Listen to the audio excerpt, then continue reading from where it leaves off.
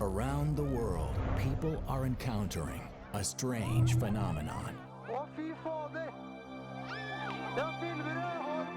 They're known as mystery lights, and they appear without warning or explanation, sometimes moving at frightening speeds.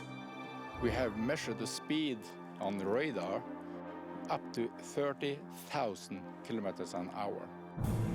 Scientific and governmental inquiries around the world continue to come up empty, begging the question, are the lights real? Or are they something paranatural?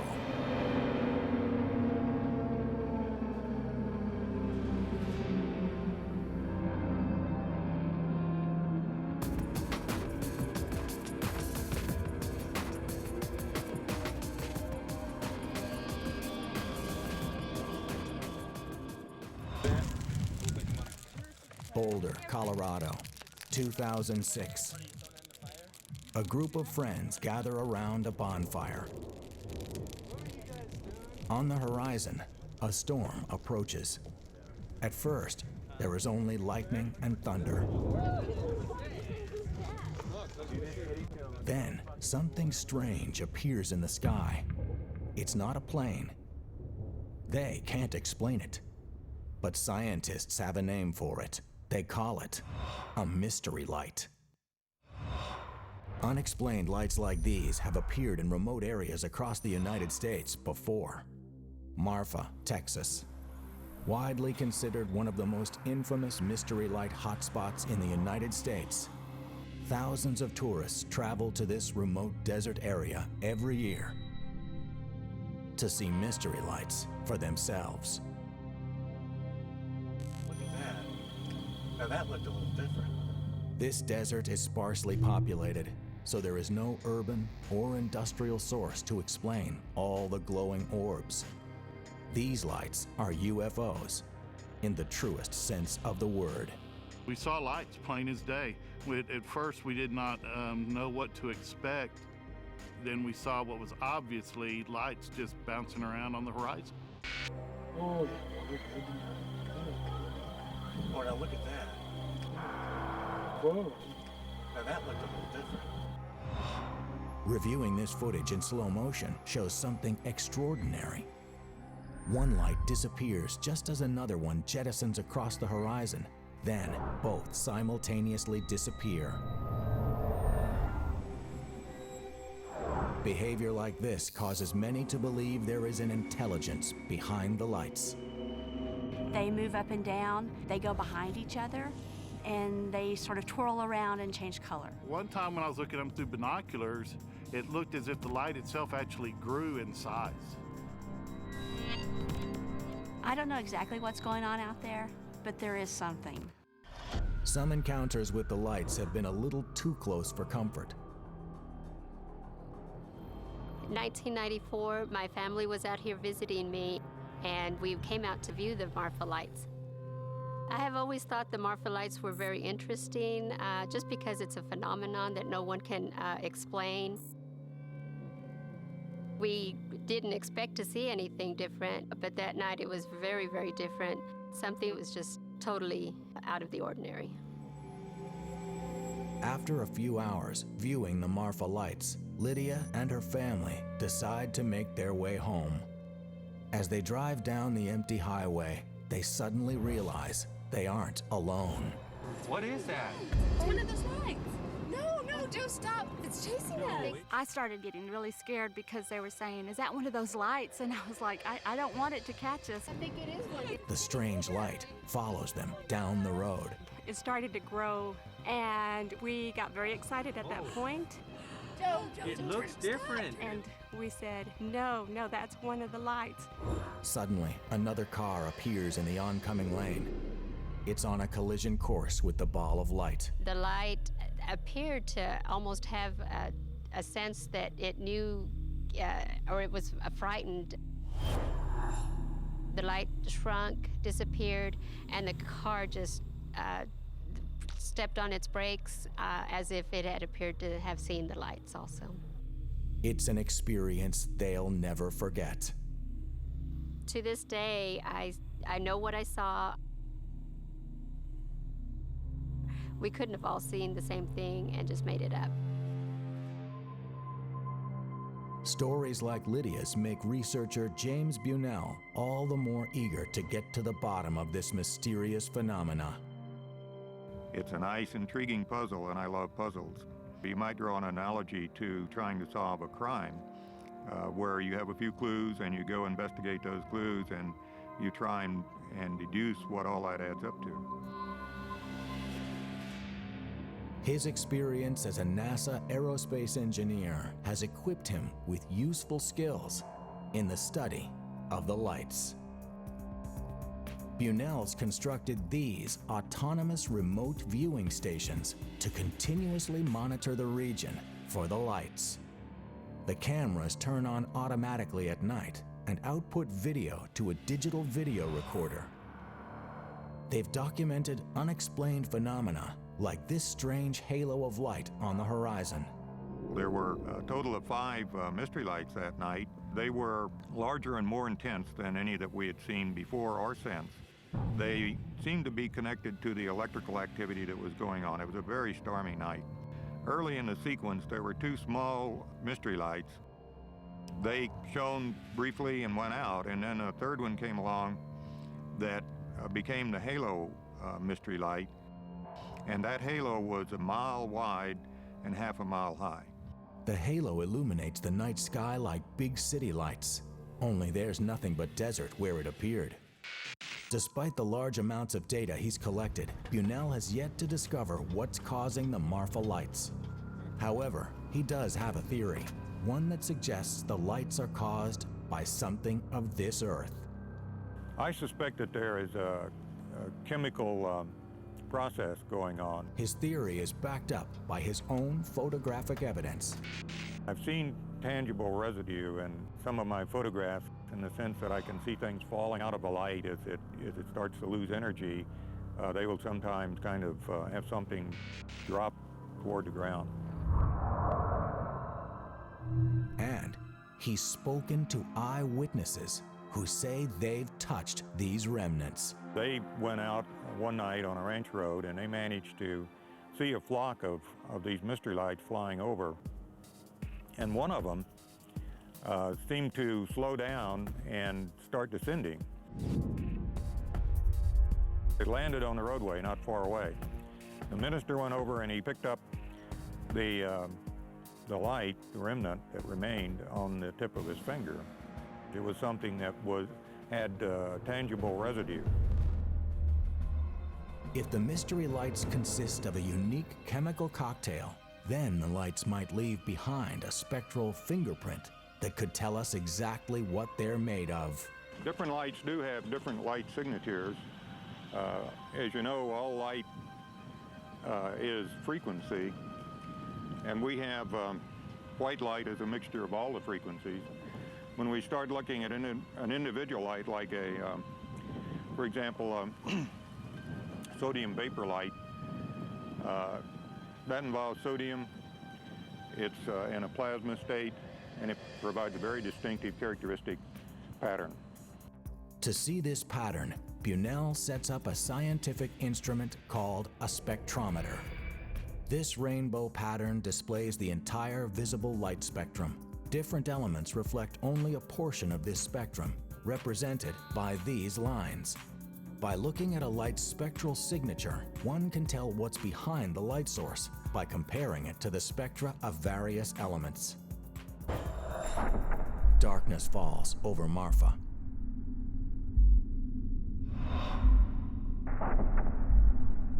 Bunnell patiently observes the valley for lights.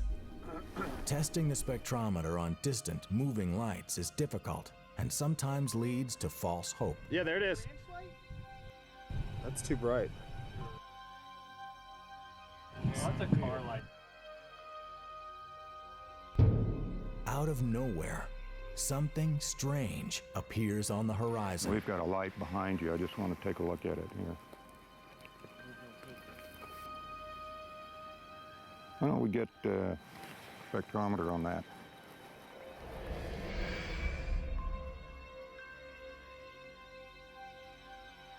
After some observation, the light disappears.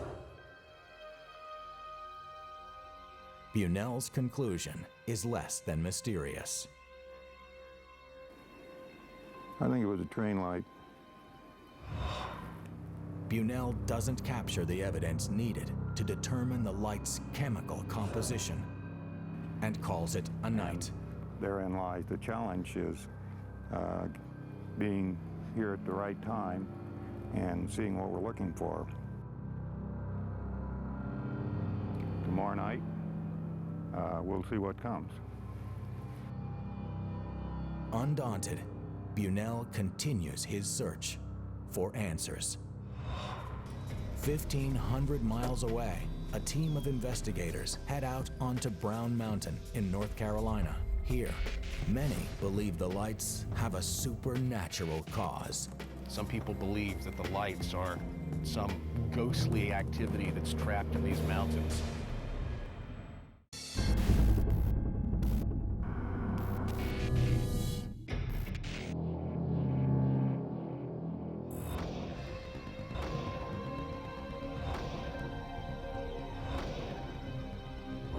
Joshua Warren is an author and paranormal investigator who studied the mystery lights at Brown Mountain, North Carolina, for years.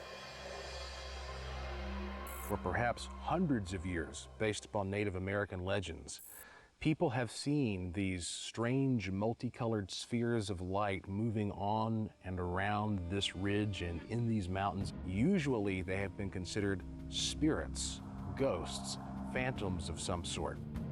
Legend has it that in the year 1200, a violent battle took place in this area between warring Native American tribes.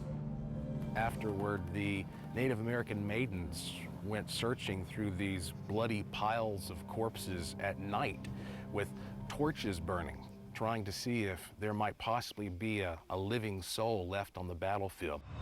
Some people believe that the lights are remnants of that terrible event, some ghostly activity that's trapped in these mountains.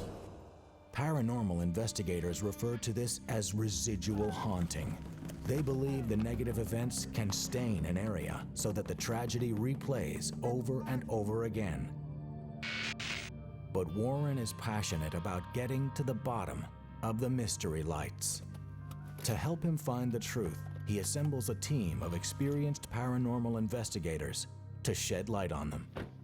They'll use a variety of instruments to gather as much information as they can. How's it looking? Getting everything set up here with the night vision? Yeah. Dean Warsing manages the team's night vision gear, their primary observation tool. Get the lens to come out, and then this just velcros to here. The night vision goggles will help the team zero in on any light aberration. Talked about radios. What station are you on? 18. Brian Irish is one of the team's most experienced imaging experts. He's seen the lights before. In 2000, he captured these dancing lights on the side of the mountain. The one Geiger counter we have, of course, detects beta and gamma and X-ray, of course. Micah Hanks will keep an eye on the team's Geiger counter to detect any radioactivity in the area. The presence of radiation would provide a major clue as to the source of the lights. So we should have a monitoring of the entire spectrum here tonight, and of course with that tri-field meter, you and I are going to have one heck of an observation point over there. So the more eyes we have on them at once, the better it is. Chris McCollum will monitor the team's electromagnetic field detector. The team believes the mountainous area's heavy granite deposits might create unusual electromagnetic fields that power the lights. John, welcome, sir. Geologist John Connor arrives to consult with the team.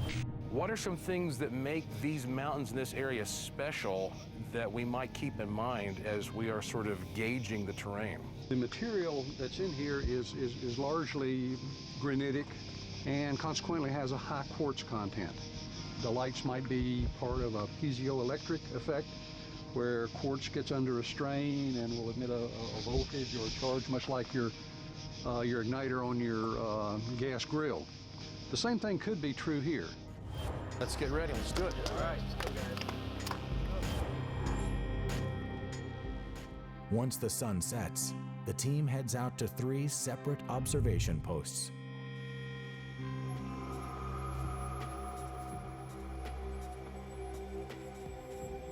Station 1 is located on the left-hand side of the Brown Mountain overlook. Here they'll collect readings from the Geiger counter and the EMF detector. Station 2 is the central location. This station will focus on using night vision to spot the lights. Station 3 is to the right of the overlook and will allow the team to see the lights from another angle.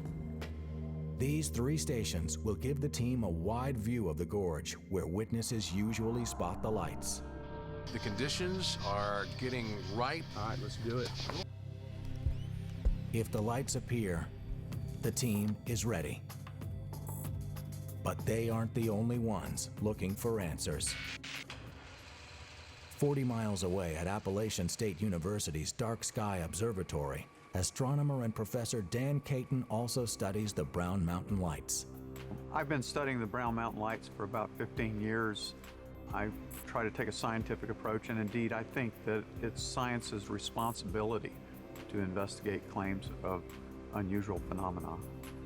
While Caton concedes the lights are strange, he doesn't believe there's anything supernatural about them. I think that the best explanation is some kind of phenomenon related to ball lightning. Ball lightning is a rare phenomenon, sometimes cited in thunderstorms. Ball lightning is reports of globs of gas that glow and move around and rise out of nowhere and disperse. We don't understand how nature does it, but there's so many reports of it that it is very likely real. Scientists at the Max Planck Institute in Berlin, Germany, have created clouds that resemble ball lightning. However, the electronically conductive clouds, called plasma, last only half a second before dissipating. The problem is that plasmas have to be confined in some way.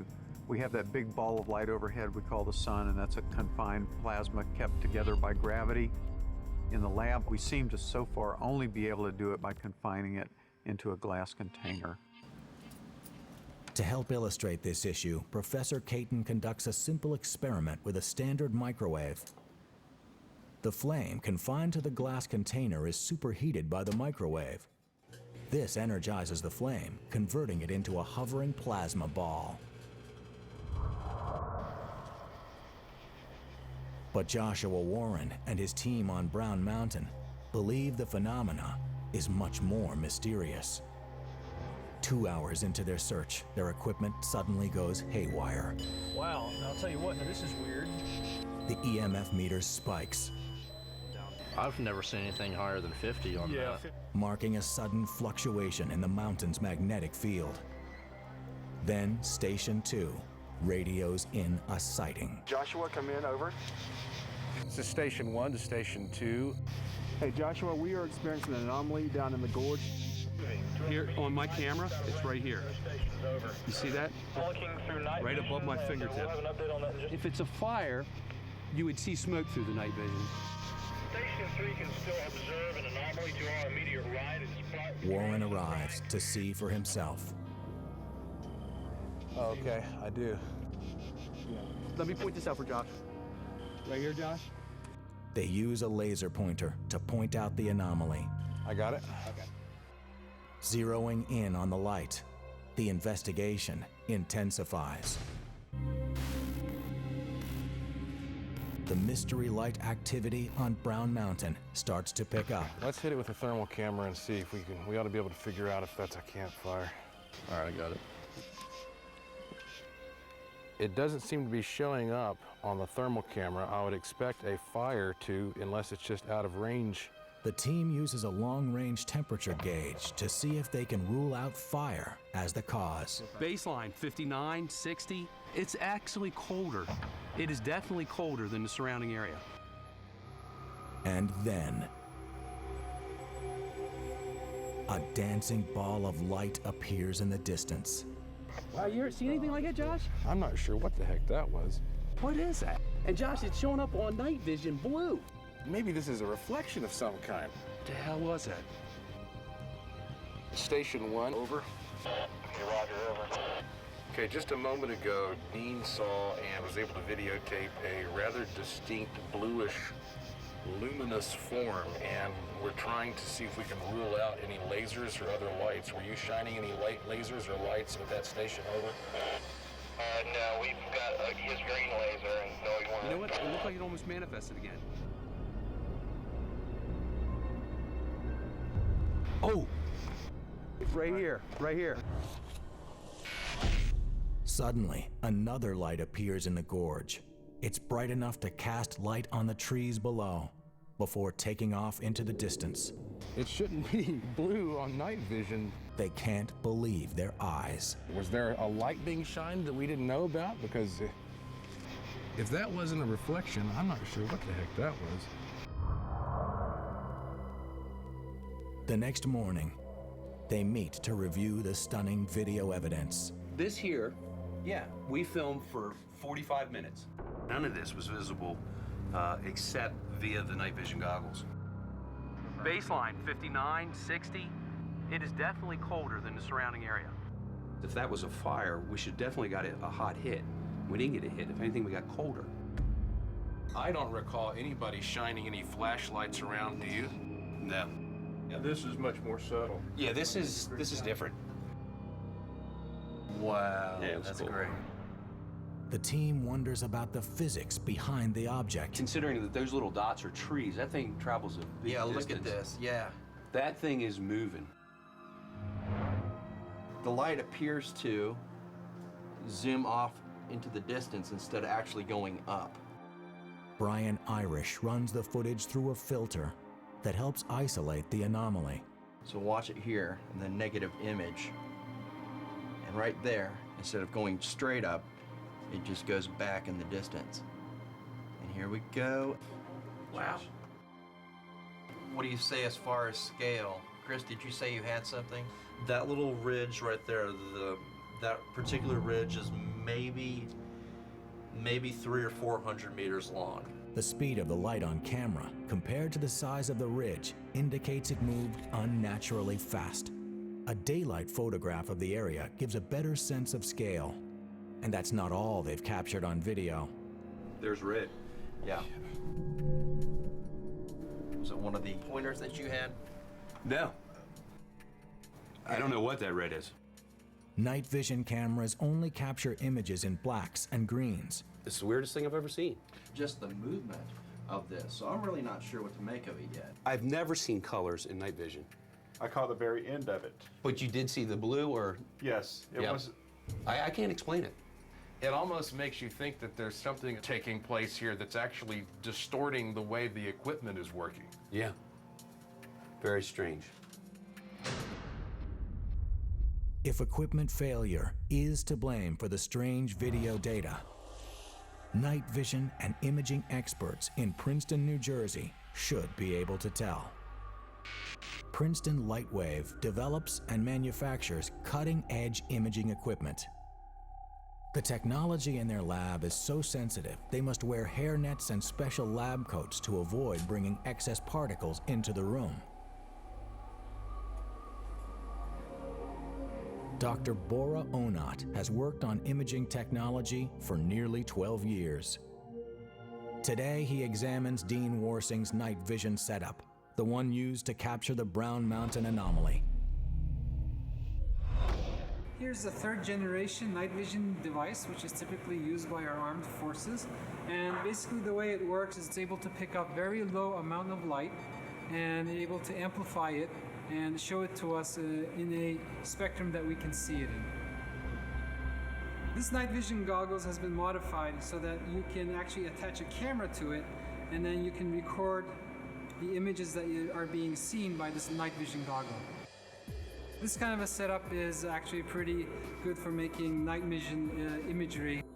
Satisfied Warsing's night vision setup is sound, Dr. Onat brings in his colleague, Dr. Sabir Rangwala, to review the footage gathered at Brown Mountain. I think this footage clearly shows that something is going or hovering on top of the tree line that you see here. You can even see another reflection of that when it goes around here. You can see another reflection of it following the top of the trees as well. So it seems not to be an issue or a problem with the camera, but it seems like it's actual footage of what's going on.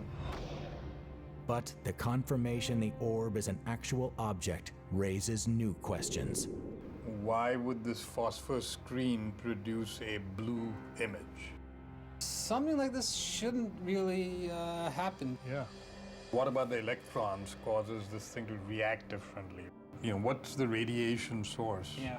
So the only thing I may guess is happening here is that it's a light source that is a more higher energy light source.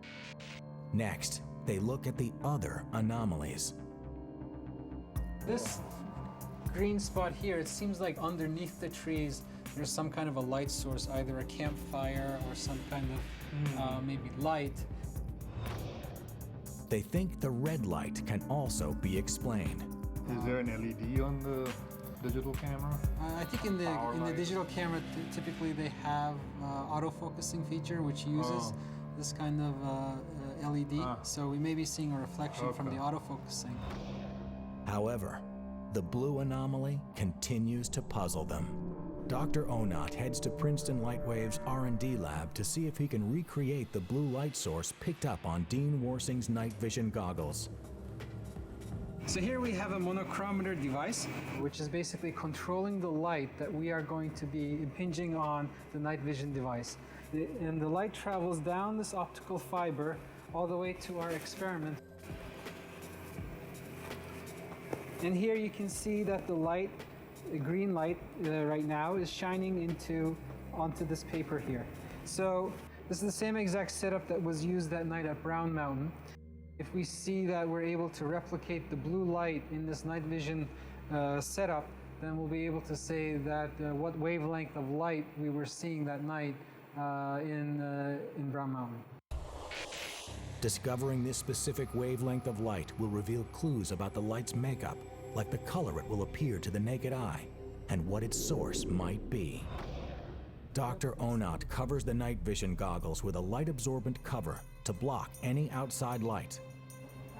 Yeah, it's very A colleague assists in adjusting the various wavelengths of light that will be beamed into the goggles. 500? Dr. Onat observes the camera's LCD screen to see if the light turns blue, while his colleague runs through the entire visible light spectrum. But every wavelength appears green. The mystery remains. We basically went through all of the wavelengths, starting from the UV all the way until the near infrared, and we were not able to replicate the blue color. Which means that what was seen in the footage could have been something that was a higher energy photon, something around, could be a gamma ray, could be X-ray. But gamma and X-rays naturally occur only in outer space. At this point in time, we're not really sure of any kind of light that would give out gamma ray or X-ray in that kind of a form. It is unexplained at this point. It's unlikely the Brown Mountain light comes from any man-made source we know of. If the lights are generated by some unknown, high-energy source, where is it coming from? NASA scientist Friedemann Freund thinks he might have an answer. Dr. Friedemann Freund of NASA studies mystery lights like the one seen just before the 1995 devastating earthquake in Kobe, Japan.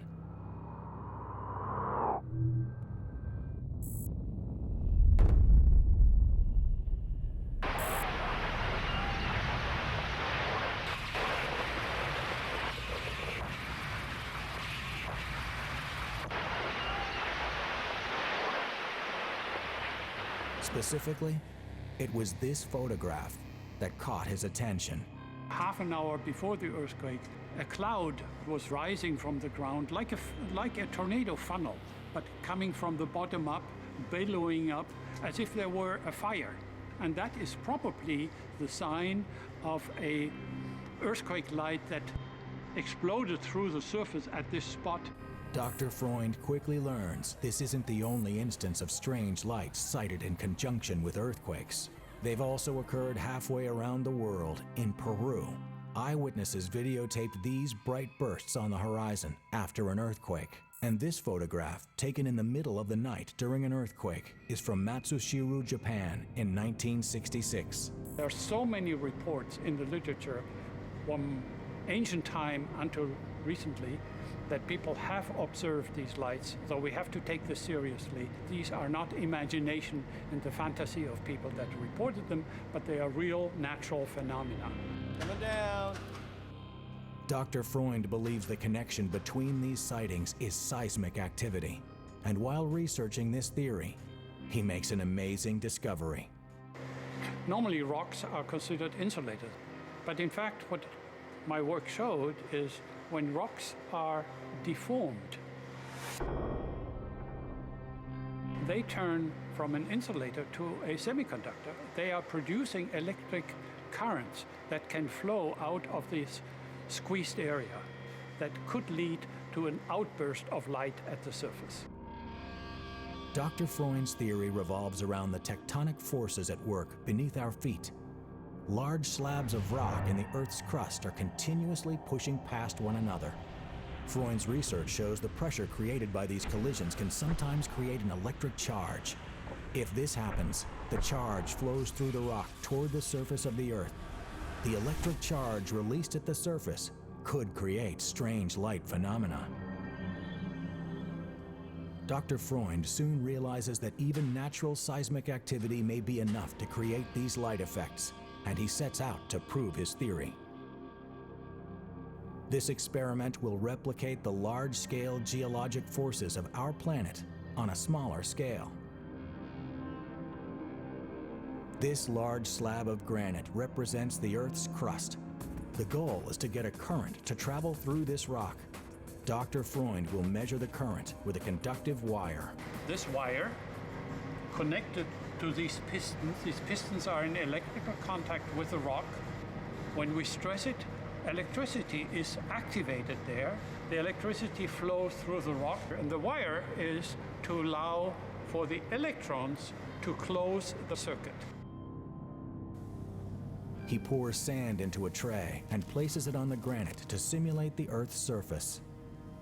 For his theory to work, any charge created in the granite must also travel through the sand. Okay, let's start. 1 ton. The press squeezes the granite with tremendous force. 4 tons. 7.5, 8. Simulating the forces at work under the Earth's surface. 12 tons. Now it's rising. 16 tons. 19 tons. 20 tons. Now we are getting to 1 nanoamp, 1.1, 1.2. 30 tons. Yep, we can go down.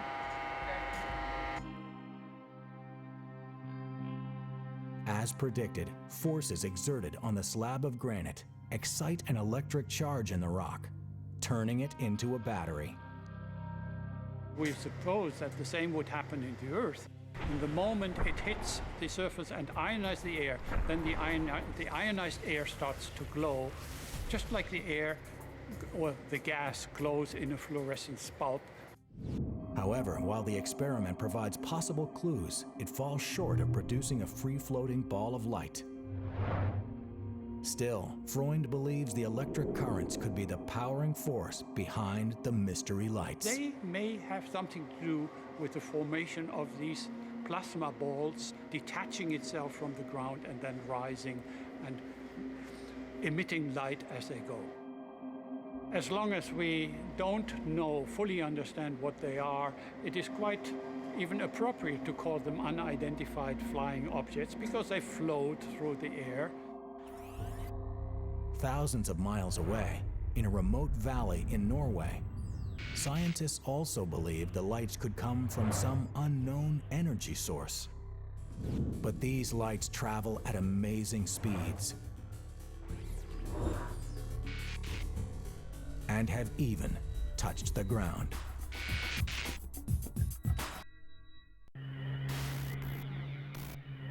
Of all the mystery light sightings around the world, some of the most spectacular occur in a remote valley in central Norway. fader! Jeg filmer det, jeg har det på tape! Jeg har det her! Og dame! A dedicated group of scientists and researchers from universities around the world have studied the lights in Hestelen for more than 2 decades. I saw it first time in '82, 25th of September '82, I remember the date. And if you imagine you are in nature and suddenly a huge light is showing up, that impressed me very much. Fascinated by this personal encounter with the mystery lights, Erling Strand contacts his university's research department. Why are you not doing anything? When he discovers that no one is researching the bizarre phenomena, he decides to do it himself.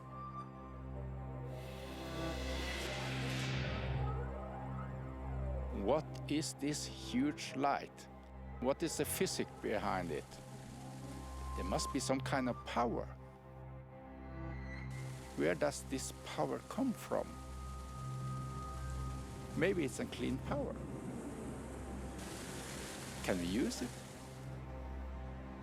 Strand steps up his research effort when not one of his university colleagues can explain the phenomena. In 2002, we started the science camps, where we bring young students up here with a lot of instruments, staying here for 1 week, trying to capture the phenomena on film, instrumentation, etc. Here, the Hestelen lights make a sudden and dramatic appearance.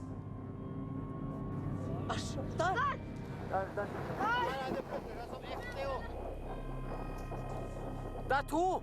Det er to! Det er to! Svar! Der kommer de opp! Oi! Herregud! Sinnssykt! Å, Ville! Å, fy fader! Jeg filmer det, jeg har det på tape! Jeg har det her! Å, dæven! Hva sier du? Well, after we have done some measurements, we have done some results, we have got some data.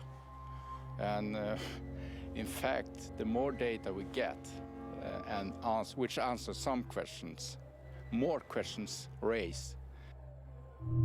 Like this pulsating ball of light recorded in 1999, the most stunning event in this video is seen when magnified. A smaller light appears and is sucked up by the larger light. But scientists can only describe what they see. They can't explain it. Så trenger jeg to som vil se øst. The students and researchers head out to observation posts scattered around the Hestelen Valley, hoping to measure the light phenomena.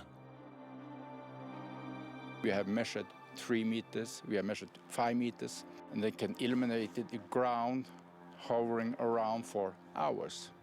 Lysglimt 50 grader over horisonten, over. Then they spot something unexpected directly below where the lights appeared. We have also some tracks on the ground, on the snow. No melting of the snow. So it doesn't seem to be any heat into it. And we have made some samples of the snow measuring bacteria. In the snow around, it was normal bacteria. But in the track itself, the bacteria was killed. This tells researchers the lights interact with the landscape in strange ways. But again, any explanation remains speculation. Tar du og melder det ut? The radar just picked up signals outside. In 1986, Hestelen light researchers filmed this video of a light in the distance that moves unlike anything known to this Earth. So you have this moving, sharp angles in a high speed, and nothing with any mass can have that moving. So it obviously seems to have no mass.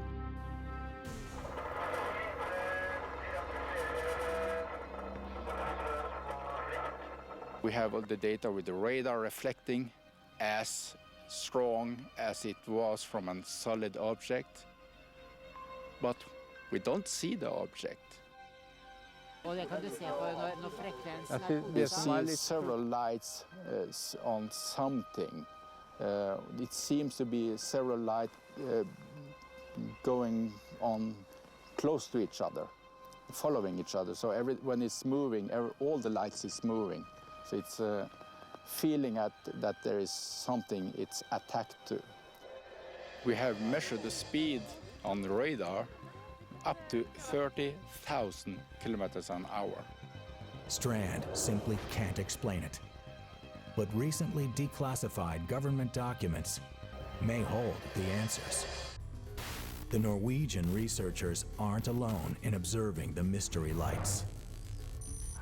In London, the British Ministry of Defense has been researching mystery lights for decades. Recently declassified documents confirm it.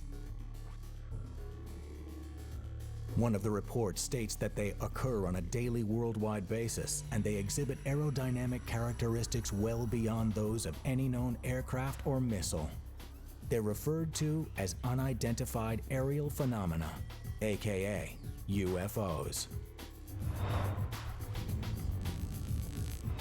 One of the most amazing encounters with an unidentified flying object takes place in 1957.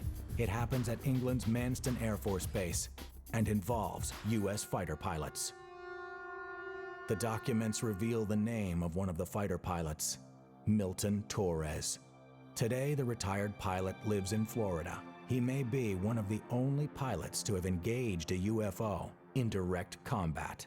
He's kept his story secret for decades, but now that his mission is declassified, he can tell the world what he witnessed. It was May 20th, 1957.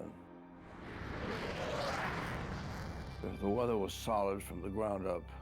I never saw anything. There was no stars to be seen because of so much weather. Lieutenant Torres and his wingmen climbed to 32,000 feet at full speed. And I stayed in afterburner. The target appears on his radar. This target was going back and forth. It was stopping, it was starting, it was just doing its thing, and we were going to shoot it down. The blip was huge. It was a return on my radar that was similar to what I would have if I was painting an aircraft carrier in the North Sea. The orders from ground control are crystal clear. Fire all you have at the target. I had no idea what was going on. This is probably the beginning of World War III. Despite his hesitations, he prepares to engage. I locked on, and I was coming in, and at 20 seconds to go, I pulled my trigger, and all of a sudden, my target was leaving me. What Lieutenant Torres sees on his radar seems impossible. By this time, I was going 0.92 Mach, and this is just 92% of the speed of sound is what 0.92 was. This went out about 10 times faster, so this means he was doing something like Mach 10, and he disappeared off the screen. No plane on Earth can do Mach 10. Ground control orders Torres back to base. They said, we're sending a man down from the embassy to debrief you on this mission. I found out then that this was what we call a spook. Lieutenant Torres is told not to talk to anyone about the mission. I had just gone through school to become a pilot, and I sure didn't want anybody to take it away from me. So that meant I shut my mouth. Lieutenant Torres keeps his experience secret for the next several decades. When the mission's declassified in 2006, Torres quickly learns he isn't the only pilot to have engaged a UFO. Lots of fighter pilots that have seen unusual sightings like this. Many of these pilots witness mystery lights. I've talked to other pilots that have seen the lights. I've even talked to pilots that swore it was a UFO. Nothing they could do. As to what he engaged over England, Torres has no idea. This thing was going so fast, it was beyond anything I could even think about. The same goes for the British government's research program. There is no explanation for the UFO Lieutenant Torres engaged. It is another encounter without an answer. Around the world, the strange lights continue to arise spontaneously in the sky. Scientists and researchers continue to press forward, hoping one day soon the answers will come. If we increase the activity to get the data, of course, I'm sure we'll find a solution. It may give us some new information about our nature, or maybe the universe. I don't know. We'll see.